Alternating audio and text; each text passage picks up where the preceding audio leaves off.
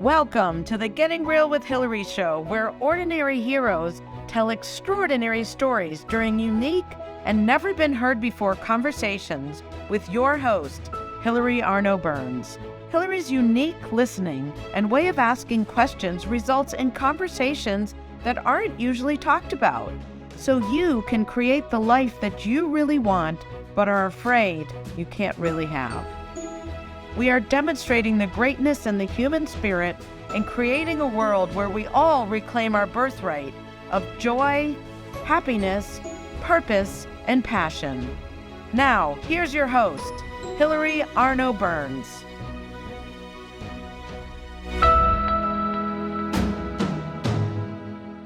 Welcome to the Getting Real with Hilary show. And today we have a very, very, very special guest.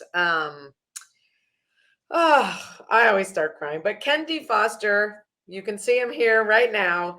He is responsible for me having my show. And this has been a dream for me to have my own show. I started a podcasting course, and then I met Ken through that course.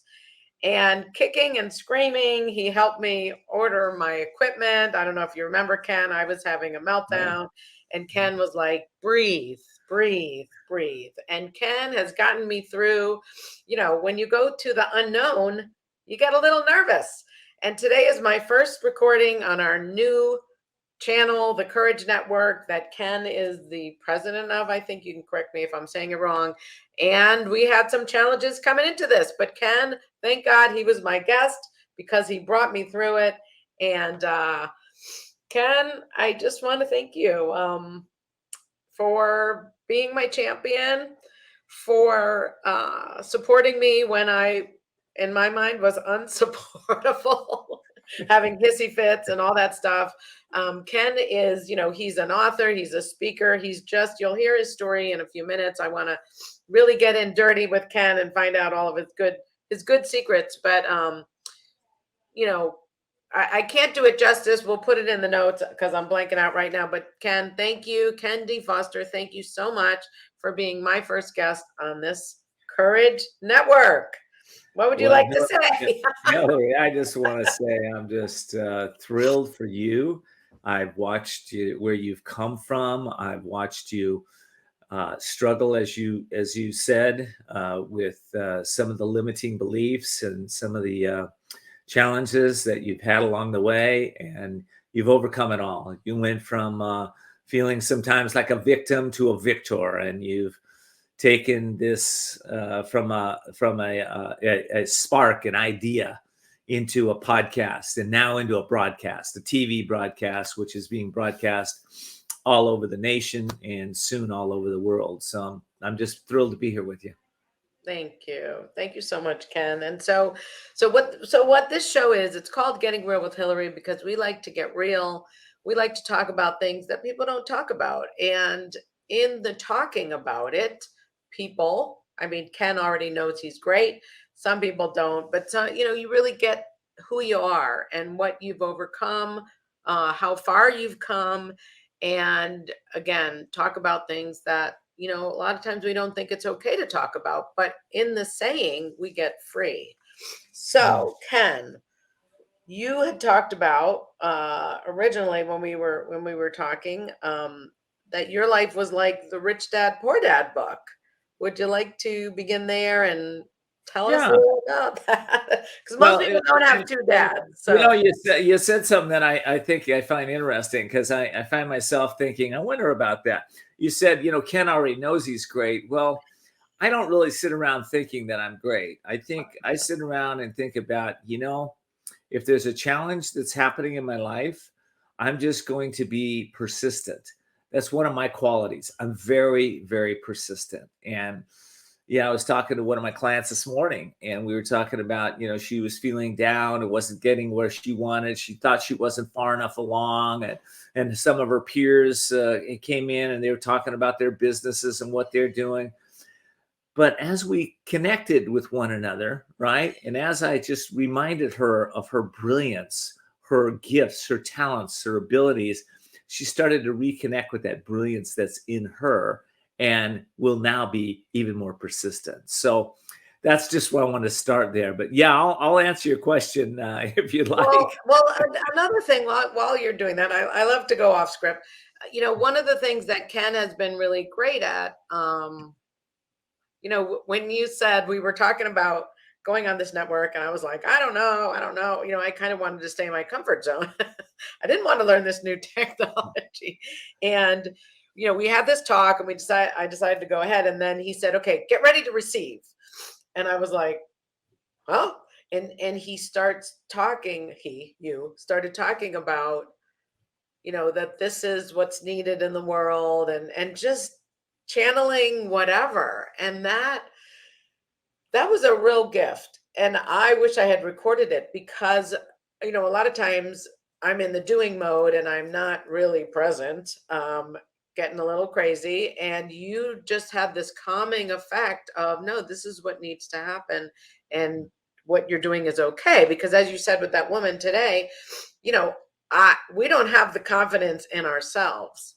But that's one of the gifts that you have, is that you remind us of that we are okay. You start a show, you don't know if you're any good. How do you know you're any good? Right? Yeah, here's the thing. I've got some maturity now, and I can tell you that I didn't start out with a silver spoon. I can tell you that. Well, on one side of my family, we did have a silver spoon, but on the other side of my family, we had more of what I would call a spoonful of dirt. They weren't quite dirt farmers, but they were, they had a mentality that was not necessarily a prosperity mentality. It was more of a mentality of struggle and do whatever you take to struggle. So when you said to me that rich dad, poor dad syndrome, I had a similar situation where my father's side of the family was they were poor. They were very poor. In fact, my father grew up in Chicago. He lived, him and his mom and dad lived above a flower shop. They were florists at the time, but when it would get cold and windy and snowing in Chicago in the middle of winter, they would make plastic flowers, and he'd have to go out on the street and sell these things in the middle of winter. So that's kind of where he came from. My mother was the opposite of that. She came from wealth, and her mother and her great grandfather or her grandfather was very wealthy. And so they had a very proper English upbringing. And so I got both those worlds. I got the one world where, where people were struggling, the other world where everything was abundant. And quite frankly, they were very different worlds, right? One world was very warm and huggy and cuddly, and all the cousins would be there and everything. That was my dad's side. And the other side was a very prim and proper. We'd go to Thanksgiving dinner, and we all have to have the forks laid out right, the napkins laid out right, all the china laid a certain way. Children were to be seen and not heard. So I have that other piece too. So what's the point of that? Can I ask some questions? First of all, how did they make plastic flowers? Well, it wasn't plastic. I'm sorry. It was wax flowers. Wax flowers. Yeah, they used wax. Yeah. Wow. That's so cool, right? Isn't that cool? Yeah. Yeah. All right. And then the other question I have is, if your mom was prim and proper English and your dad was warm and fuzzy, like, how did they get together? How did that match work? Or did it work? Well, I think a lot of times opposites attract. I think so they were like oil and water in some aspects. But my mom, they really complemented each other in so many ways. And my mother was very she was a very focused woman. In fact, when she was what do I want to say, one of the first women of the now, I guess, she was out there working. I remember that when she got her first job, and it was a really difficult time for women in the country right then. And, all her peers were criticizing her. I'll never forget. They were criticizing, how could she leave her kids and go to work and blah, blah, blah. but she wanted her own life. She wanted to be independent, which was great. And she managed it all like so many women do today. But back then that was a little different. And actually my father was not happy about that. Yeah, they had a lot of discussions, arguments over those issues. And what kind of job did she get? She started out on the when her and my dad met, she was on the Pacific Stock Exchange. So she was working on that in that when they met. So she was probably one of the first women that were even there. Now at that time, I think she was probably a secretary at the time. So that she was doing that. And then later on, she went into public service. She worked for the state, and my dad worked for the state. So I had that piece too. They weren't entrepreneurs, and here I come, this little creative kid building skateboards and boogie boards and building whatever he could get his hands on, and and being kind of the I guess the terror in the neighborhood, as some might say, or also the but that's a story in itself. All right, come on, tell it.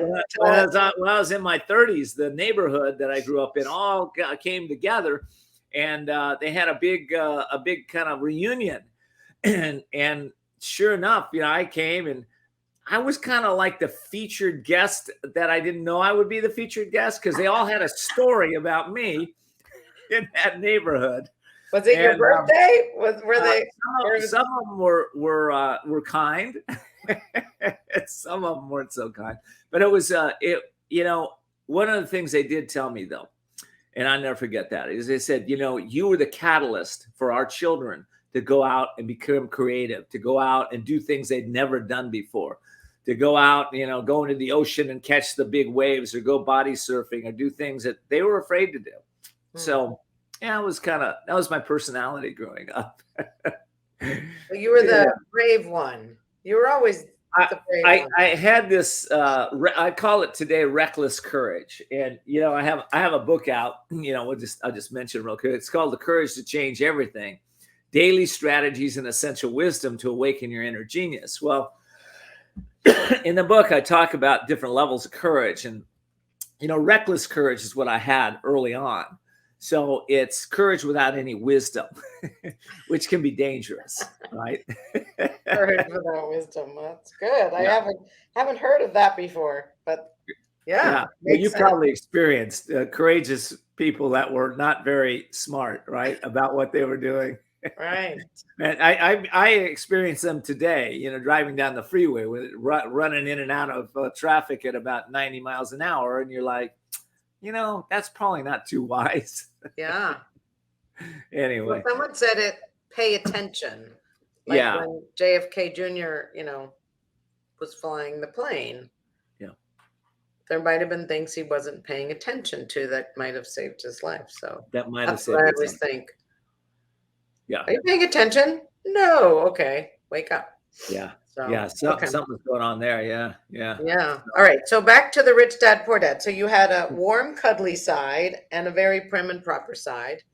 Yeah. And how did that affect you in terms of money?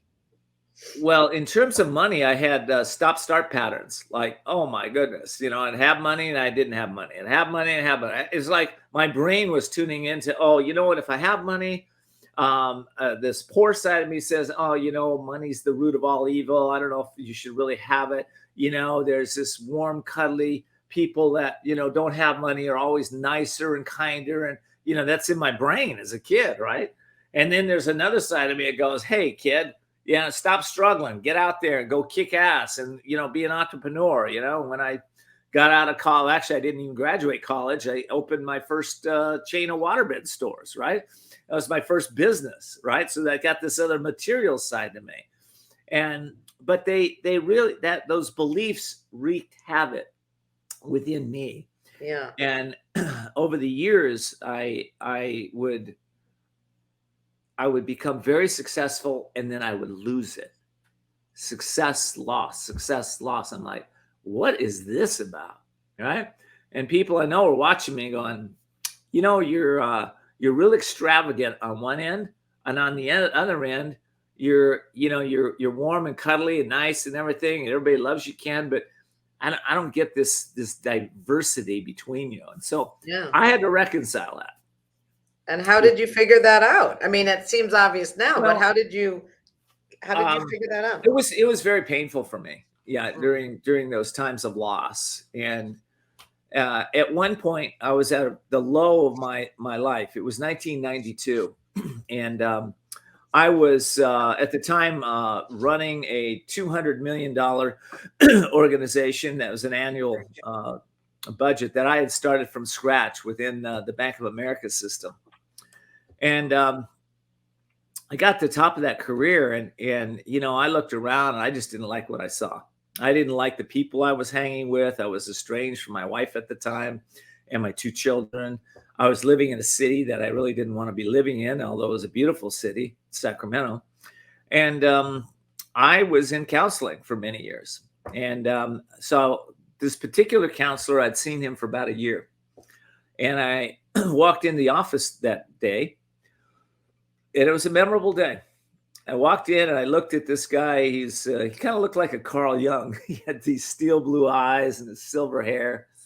And he sitting in his chair, and he says, "Well, Ken, what's on your mind?" He said, and I said to him, "Well, Doc, I've been hearing this voice." And the doctor looks at me and kind of opens his eye like, "Well, what's the voice, Ken?" And I said, "Well, I hear this voice that says you got to feel the pain to make the change." Now, this guy could have said anything to me, right? But he looks at me and he pauses for a moment, and he says to me, "Hilary, I can't help you anymore, Ken. I want you to follow that voice." And as I walked out of his office going, "Whoa, this is crazy. He wants me to follow a voice in my head? Is he nuts or am I nuts? What's going on here?" And so I got home, and I thought to myself, okay, well, this little voice is speaking to me. What's the most painful thing that I don't want to admit or do? And at the time, I was partying hardy and doing too much drinking and drugs at the time. And so I walked into the doors that evening of AA, and my life changed completely. So that was it was March of 1992. Wow. So that little voice, though, you got to feel the pain to make the change. I've applied that into anything I don't want to do. Okay. It's like right today, I'm training for this this bike ride from San Francisco down to San Diego, and I'm raising monies for the Challenged Athlete Foundation. And I'm bringing awareness to that organization, which is just a wonderful organization. If you Google Challenged Athlete Foundation, they're the group that provides prosthetics for those that have hurt, that have lost legs, children's legs and arms and limbs. They've lost those, and this organization helps them. So when I'm training, and I make my point, it's painful to wake up at 4 a.m. and get out and go ride for a couple hours. It doesn't feel great. But I've learned to use that to create success in all areas of my life. Feel the pain to make the change. There was a saint, a Christian saint. Her name is Mother Teresa. Some people know who she is. And she was asked, as she was going past a crowd of people, she was asked, "Mother Teresa, tell us what's the most profound thing you can tell us about how to live our life?" And what she said was, "Do what's hardest. Do what's hardest." Now, some of you are listening and they're going, "I'm not going to do what's hardest." Well, I think that's a mindset a lot in America. When we look around and we have 60% of the population that's obese, it doesn't feel good to have to lose weight. It does. You've got to feel that pain of hunger to start to lose some weight.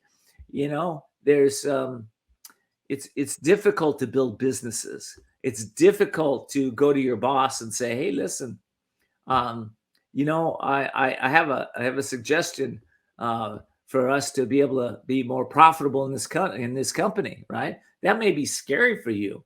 It may feel painful for you to do that. Or if you've got a chronic disease and something's going on in your life right now, and you're like, "Well, I've tried everything Western medicine has to offer, and all my peers say don't ever try Eastern medicine. That you should never do that. It's all woo-woo." And yet you're in a place where maybe you're dying. I know people that are dying. They'll die by what they believe. So it's a matter of, it doesn't feel good sometimes to let go of our limiting beliefs. Hilary will tell you that. I'll tell you that. But when we can, Yeah. life changes for the better. Yeah, no, I like that. Now, but this is what I was thinking, because I will exercise almost too much until the pain is not a good the pain is not a good thing. Well, You know, like, you're the exception to the rule. so I'm like, the pain, and then you can't walk for 3 weeks. So it's like Yeah. yeah, I think you have to know yourself and know, but I think, there were times when just today, I was telling someone that I wasn't going to continue working with him. And I was afraid. I was afraid to speak up and say, hey, this just isn't working. I've decided to go for it. So I chickened out and I sent an email instead of a conversation. But I did say it. Yeah. When you're the Getting Real with Hilary was started because I was, sometimes still am, a people-pleasing, pleasant phony who wants to be liked. And when you have that, it is difficult to speak up because you don't want anyone to get mad at you. And it takes courage.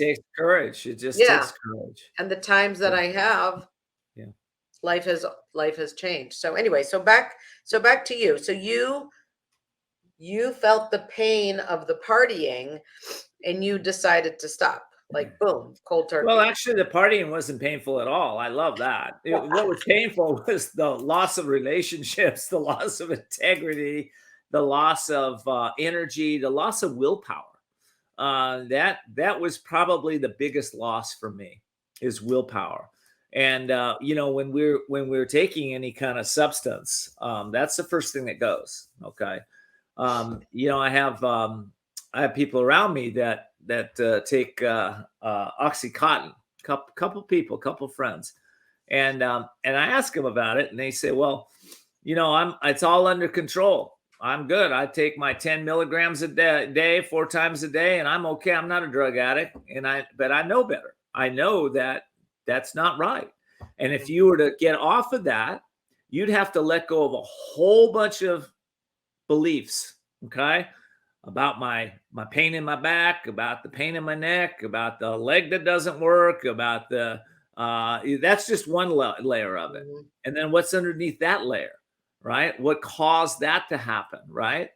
And I'm not saying, by the way, when people are suffering and they're going out and they're hurt, they're feeling pain, I'm not judging, belittling that at all. You're not judging.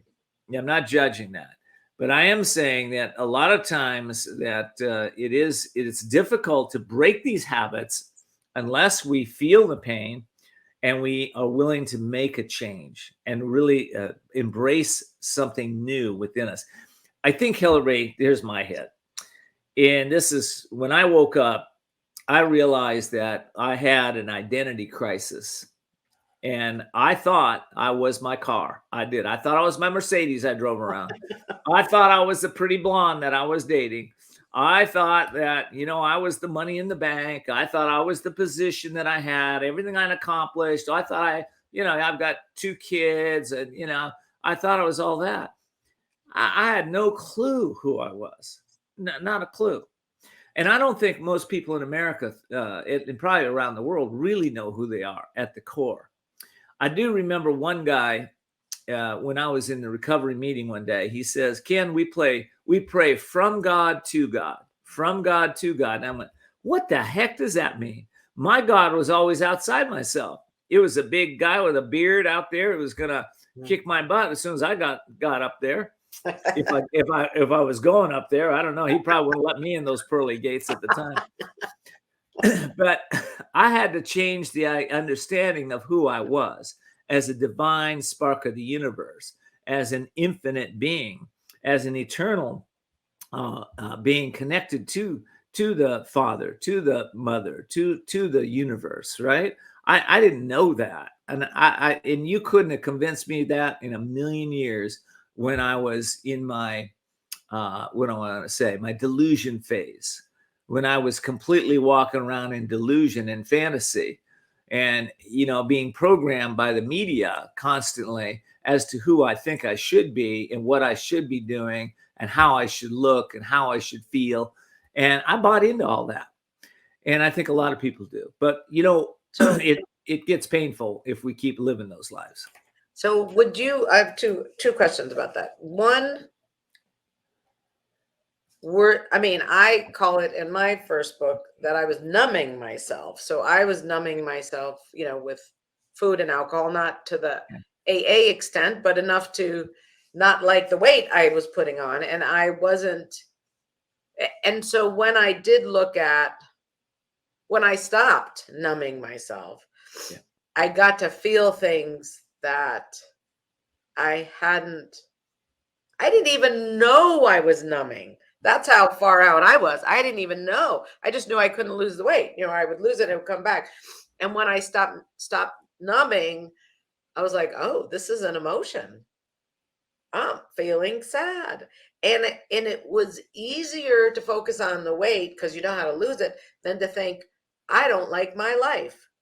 Do you know what I mean? I don't like where I'm at. And that was the pain for me.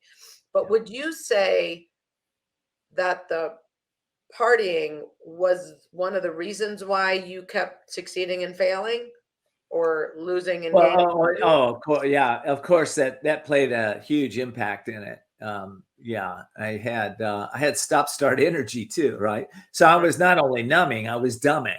Okay, I was dumbing myself down. Oh, wow. And in thinking that, it's interesting because with alcohol and drugs, at one point they work. They actually work for us. They actually help us tap into our creativity. You hear people, taking psychotropics and what have you to help themselves realize that there's something outside of this existence that we're in.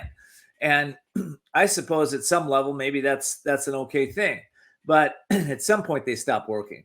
And when they stop working, then you're left with, like Hilary just said, you're left with yourself. Now, here's the thing that I learned along the way. What's a psychotropic?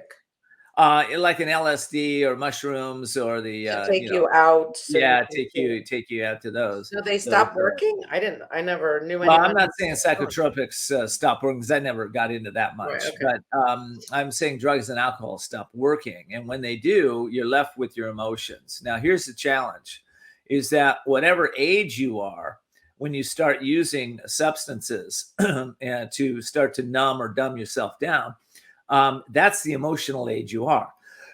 So if you've ever met a person that's gotten off of alcohol or drugs and they're just a bag of emotions, that's because they haven't learned how to even handle their emotions at all. They're like 13-year-olds or 14 or 15-year-olds.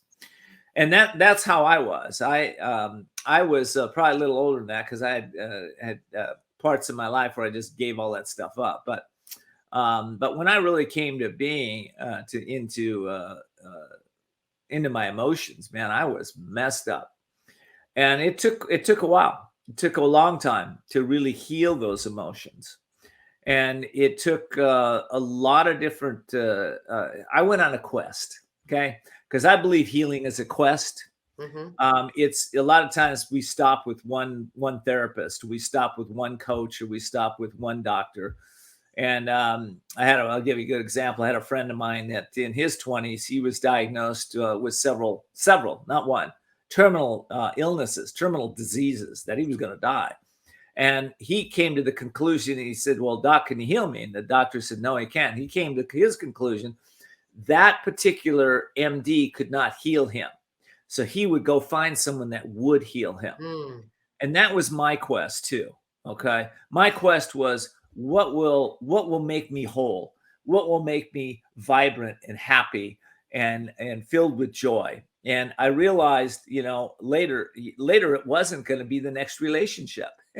It wasn't going to be the next house I was buying. It wasn't going to be the next job. There was something that had to happen within me. And I bet you too, Hilary. We had to find our soul. We had to find ourself. We had to find out what's important to us, why we exist, what is the legacy that we'll leave when we're gone? And those are deep questions, and what it is that we want. What do I want? Right? A lot of people never even ask that. What do I really want? Yeah. Wow. Well, I want to hear how you did that, and I want to hear what you're doing now and what we can tell people about. But I think it's a good time for our commercial break. And when we come back, we're going to hear, how did you find your soul? Ooh. Wow. Okay. I think we can all use a little of that. All right, cool.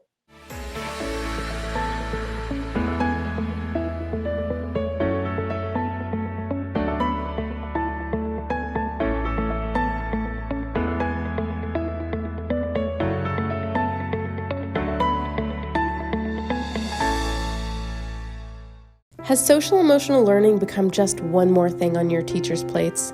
Do teachers and students both find it boring and ineffective? Then bring Kikori to your school.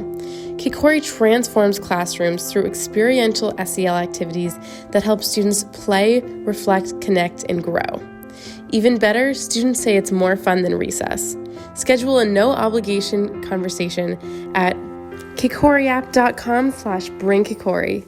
Kikori. Do you ever feel like you can't say what you really want to say? Or that you're stuck or in a holding pattern in your relationships, career, personal life, or finances? Are there things you want in life that you've given up on? Are you resigned that this is as good as it's going to get? If you answered yes to any of these questions, then Hilary Burns, host of the Getting Real with Hilary show, has the solution you need. Hilary is a published author of 3 books and has a program called the Getting Real Process. This process frees you from what is holding you back, allowing you to create a life you love. Don't believe it? It is hard to believe that it could work, isn't it?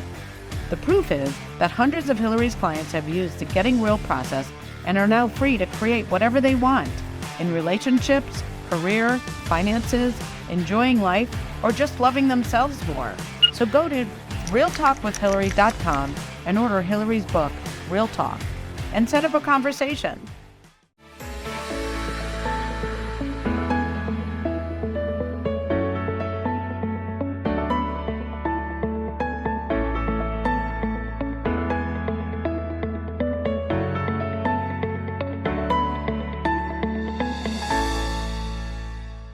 Well, we are back with Kendi Foster, and thank you to our sponsor, Kikori.app.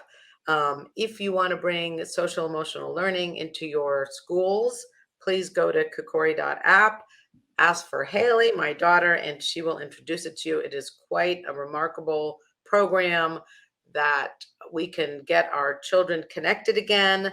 They lost a little bit of socialization during COVID, and this app can really benefit them, the future of our country, the future of everybody. So Kikori.app and ask for Haley. All right. So we're back with Kendi Foster, and this has been so interesting. I mean, I've known Ken as a coach and a mentor, but I haven't really heard his story before. So Ken, where we left off was you said you weren't going to look to a relationship or maybe a car or money for your happiness, but you were going to find your soul. And I know you are a very deep person who's connected, has a great message, has impacted, millions of people. How the heck did you do that? I mean, there you were, you went to AA. I can emotional. tell you, Yeah, go ahead. yeah, I can tell you that I was blessed to learn meditation. So 1992 is when I started to learn meditation. And I just started where I was. I didn't have any clue what that was even about, right? I just started there, and I would try to sit in a chair for maybe 10 minutes, but I'd be so antsy and my mind would be going 90 miles an hour. It was very difficult for me to meditate. And then I was working working for a guy. I'll just kind of jump ahead here. I was working for a guy by the name of Tony Robbins. And Tony called me to his office one day, and he said, well, he didn't say anything. He was late for that appointment. And so when I got there, I started looking at his library. He had a big library, lots of success books, personal development books and stuff.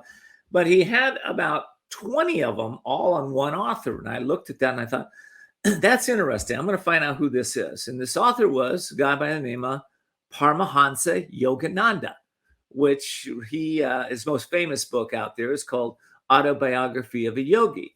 So I saw that, and as fate would have it, next week there was a garage sale in Encinitas, California, where I was, and I was there, and they were selling all this Yogananda books and everything for $25, tapes, books. I had a box full of it, and I started to. Isn't that amazing? Isn't that funny?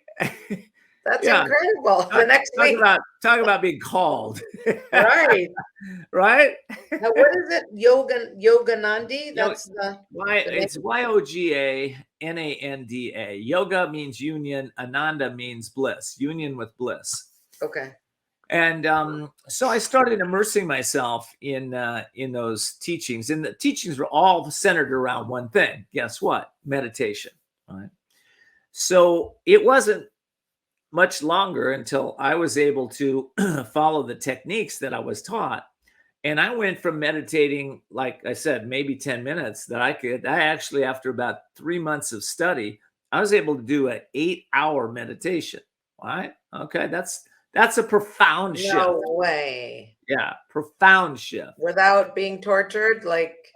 No torture, just goodness.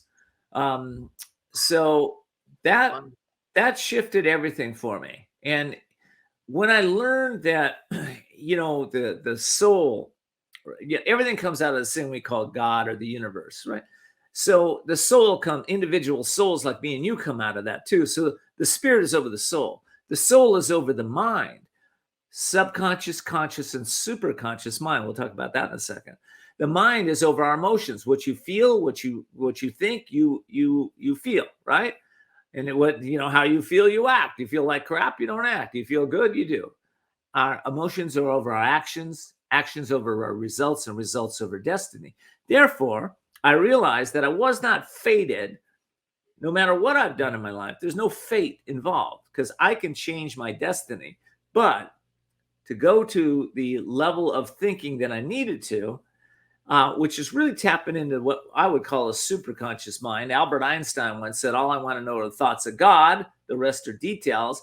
I realize today why he thought that, because those thoughts of the highest level are the thoughts of wisdom, of courage, of understanding, of power, of passion, of purpose, of love, of compassion.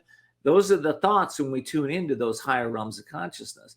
Now, by no means do I live this all the time, Hilary. I wish I was that way all the time. I'm human like everybody else. We're mortal. We go through ups and downs. But I have to say, over the years with the meditation, everything's leveled out. My life has gotten really good. And it's, although I do have times when I forget who I am, I think we all do. Most of the time, I'm in that really blissful place. So you said you went from 10 minutes to 8 hours. Yeah. Over what period of time? It was an intense study period for me. Was it like a course? Like it was a course? It was yes, I did. I took lessons. Lessons. And the Yogananda, his organization has meditation lessons. That's what I took. So I took the study lessons. Okay. And once I learned, they have a couple techniques. One's called Hong Sa, one's called an Om technique, and there's another couple techniques. When I learned those techniques, that's what did it. It's like I was a skier for 30 years, and then one day a friend of mine who's taught ski lessons, we were going down moguls, right, with these big moguls on the ski slope, big bumps. And I didn't really know how to do that. I could get by like a lot of people. But he taught me a technique that changed my skiing like that. Within 15 minutes, I skied twice as good as I'd ever had up to 30 years. How does that happen? It's technique. Mm-hmm. And so it's the same thing in meditation. It's the science of meditation. So when you have a scientific technique that works not only for me, but works for you and everybody else that practices it, that's what I had an interest in learning. And that's what I learned. And that's why it went from 10 minutes to hours in a very short period of time with the right technique. Yeah, that's amazing. I mean, I never knew there were techniques. I just knew I wasn't very good, but I didn't know that you could study I mean, I don't know why. I just never thought that you could study meditation. Okay. So when you did that and then you started doing the 8 hours, did you hear the super conscious? I mean, was that how you tapped into those other states of being? Well, yes, meditation, we do tap into higher realms of consciousness in the super conscious states when we go into deep meditation. And it's no, I wouldn't say I was. I was on the edge and the periphery at the beginning, and I had to keep. It's like, if you're in the ocean and you're diving for pearls, right, and you don't find any clams with pearls in it, you don't blame the ocean, right? You just keep diving. It's the wrong area of the ocean. I didn't find that clam. I need to go another area. Yeah, and maybe I need to go a little deeper. Right? Yeah. So what do you think happened? Meditation was for me. Yeah, after you, so you're working for Tony Robbins, you see his bookshelf, you go to a tag sale, there they are, you start studying it, and then how did your life alter? I mean, what was the first thing that happened? My life altered tremendously. I was meditating one day, and I realized that I was single. I'd been in and out of relationships for 10 years, but I was divorced from my first wife and single. And I just heard this little voice say, Ken, you're going to have to, if you want the relationship of your dreams, you're going to have to play 100% full out. This is the one I give you is going to be the one. I thought, wow, that's really weird. But I thought, okay, okay, God, I hear your voice. I know your voice now. I will play 100% full out. And in 2 weeks, Judy and I had been friends for years. I never saw her. But within 2 weeks, we went to a party. I picked her up just as a friend. And she answered the door in this white gown with a choker, and her hair was up, and she was dressed in a 1920s look because we were going to a Titanic yacht party on San Diego Bay. I fell in love with her instantly. I've never fallen out of love with her. But I have to say, when I that first party we went to, like, we had 3 people come up to us and say, "Hey, we want to be part of your wedding." When you guys, we never kissed or held hands or nothing. It was weird. But I will say this. So that was one. Did she fall in love too? She did. Night? She did. Yeah. What were you wearing? I was wearing a suit. Yeah. Titanic suit. Okay, good. I was wearing my Titanic suit. I don't think I had a tux on that night. I don't remember. But so that's amazing. So that happened pretty quickly. Okay. That was one thing that happened for me. One of the major things that happened with me, I was estranged from my children, right? And I'm not saying that meditation brought this on. I'm going to say that consciousness shift brought it on. Mm-hmm. When I shifted my consciousness, when I changed, they changed. And we weren't living together or anything else. They completely changed. They ended up finding their spiritual path. They ended up finding beautiful relationships. Their lives shifted as my life shifted. And, at some point somebody says, when you change, you heal 7 generations down and 7 generations up. I never got the up part, but I definitely get the down part. Okay.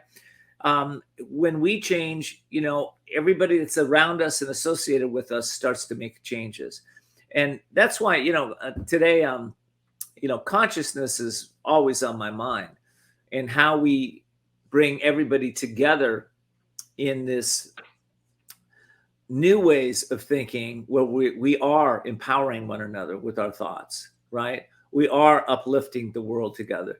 The world is getting darker, Hilary, but the world is also getting lighter at the same time. And Yeah. eventually that light will overtake that darkness, because just as you open, you turn on a light in a room, eventually the light is more powerful than the dark. But, Can I if we address want, something crazy? When what's you that? said you don't get how it goes up, Yeah. I have had like it's called family constellation or other things where it may sound weird, but where I've connected with past generations and I've said, "Hey, I have this terror. It's not mine. My grandmother's mother was in the Holocaust." And I'm like, "Can Oh, you take this back?" And they wow. do, and it clears it. Wow. I know it I sounds get weird. that. I get that. I like that. No, it doesn't sound But weird to me. I mean, by the yeah, way, but that for people that are listening, okay, yeah. weird. I want to give you the definition of weird. Okay, I looked it up one day. Here I am. No, I'm just kidding. There she is. That is weird right there, and I'm weird too. Now I'll tell you the definition. It said of or relating to the supernatural. How cool is that? Oh my, I never heard that. That's Yeah. cool. So it's I like, always thought weird was bad. No. well, the way that some people use it, I guess it is. But you know Yeah. what? I'm good. I'm embracing my weirdo. Yeah. Wow. Yeah. So, well, maybe that helps because sometimes, yeah, when you have an emotion, because I'm like, I have nothing to be terrorized. I wake up in terror and I'm like, it's not mine. It's not Right. mine. So, Right. okay. So back to Hey, you. So by where the were way, we? I don't know how we're doing on time, but we better We're let's at see. 43:30. 43. We're good. We Okay. have 7 minutes, I think, right? All right. Yeah. Yeah. Okay, good. We're doing good. Good. Yay. All Yay. right. So your kids that's amazing that your kids changed. They got into the spirit stuff and wow. Well, So I was going to finish a thought there too. okay, sorry. This was something that helped me a lot when I was going through a lot of struggles, and that is, I always had a heart that I wanted to change the world and make things a little better for everybody, and that's been my heart forever. But I didn't really know how to do that, and Gandhi had that. I think it was Gandhi that said, if you want to change the world, change yourself first. And when I got that, I was like, yeah, okay, what does that mean?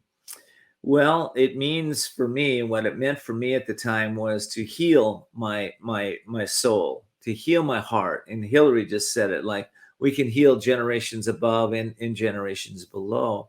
Maybe we have a loved one that's passed, and we've got a lot of trauma or drama around that. How can we heal that? Well, I know for me, again, it was a quest, but there's a lot of people out there today that are doing that work. I think of Bill McKenna with Cogno movement that can heal the emotions almost instantly. Arnaud Garan, who's out in Orange County, it's Goran. You can Google his name, Arnous, Arnaud Garan, who's doing that healing. We have people like Master Shah, SHA. If you go to courage.mastershaw.com, you can find out some of his healing modalities. There are beautiful doctors and therapists and counselors and coaches. There's so many resources out there that we can use if you can just do one thing. To get out of delusion, you have to look at yourself. And I do a daily introspection where I ask what worked, what did not work today, and what can I improve tomorrow? What worked, what didn't work, what can I improve tomorrow?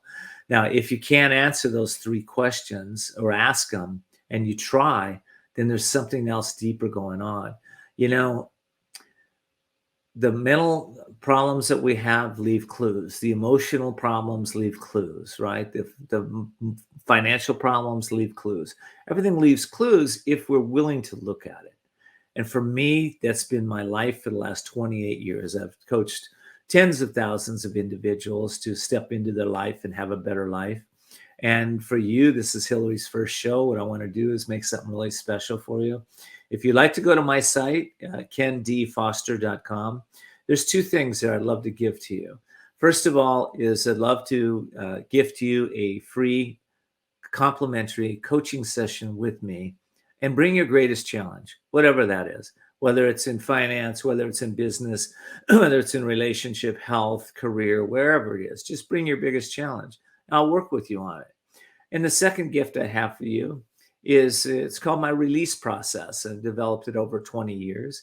And, the subconscious mind holds on to all these old beliefs, all these old ways of showing up and thinking. And I believe, like Hilary, generations past and generations above.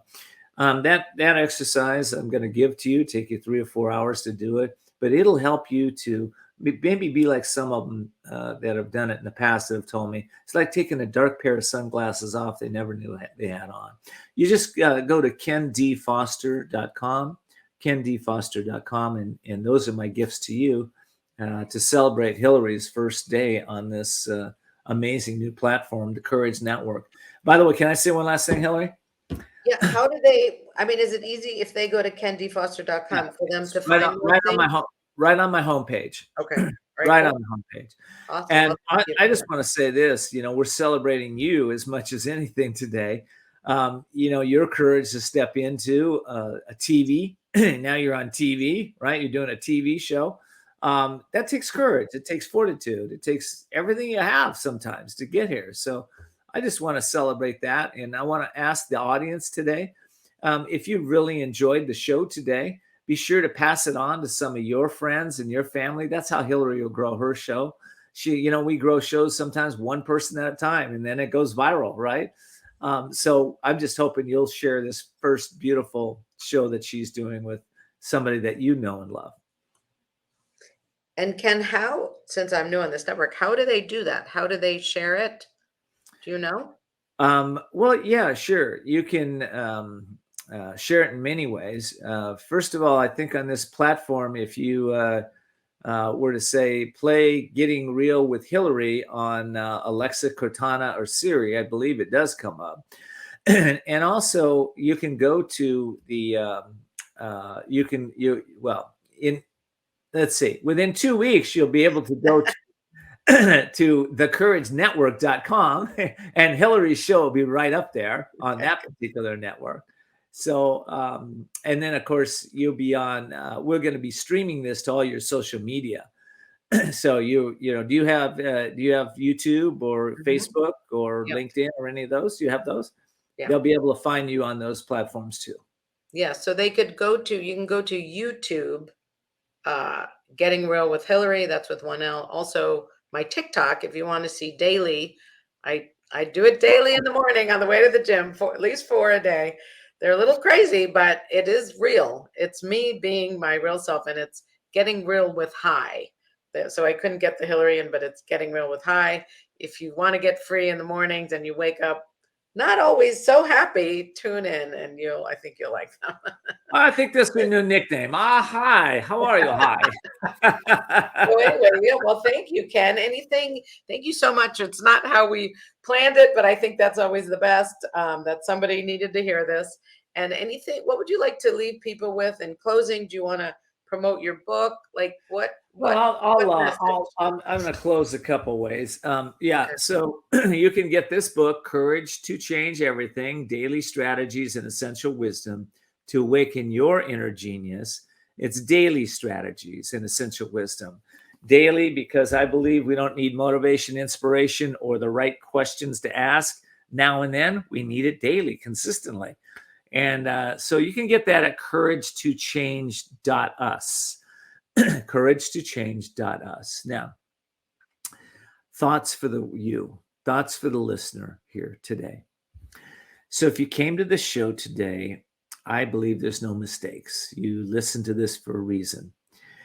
And if you would like to really take your life to the next level, I would encourage you to set your intention to do something you've never done before for the next 7 days. Just one thing. It can be going to a market, store you've never gone. It can be eating a food you've never eaten. It can be going and writing a letter to someone that you've never written. It can be starting a business. It's up to you, but do something different every day for 7 days. Why do I ask you to do that? Because it takes courage to do that. It takes fortitude, persistence. It takes you stepping out of your comfort zone for a lot of you. And it takes you to be tapping into that creative side of yourself to be able to see what's possible. From my point of view, when you can see the unseeable, you'll know the unknowable, and then you can do the impossible. That's what this is about, right? Listen, we're all here. We're souls. We're all connected in this path together. We're all growing. We're all evolving. Just like me, you go through struggles. Just like me, you have loss. Just like me, you are challenged in ways that you don't want to be challenged. Just like me, you also have fun and you have joy and you have lots of good things in your life. Okay, we're all connected here. So from my point of view, if you really want to make the change that this world needs, as I mentioned in the broadcast, change yourself first and get on that path. Today's a great day. What's the greatest thing blocking your success? Think about it. Whatever it is, set your intention to change. Well, thank you, Ken. This has been really, really special. I appreciate who you are, where you've come from, where the courage that it took you to get to where you are today, that you can impact so many people. So thank you for being here on the Getting Real with Hilary show. Thank you, Hilary. Many blessings. Thank you for watching this episode. I started Getting Real with Hilary when I discovered that I was a people-pleasing, pleasant phony and wanted to be more of my real self. We can grow together if you will like the show, subscribe to my channel, and share this episode with your friends and family so that we can have a world that's more real.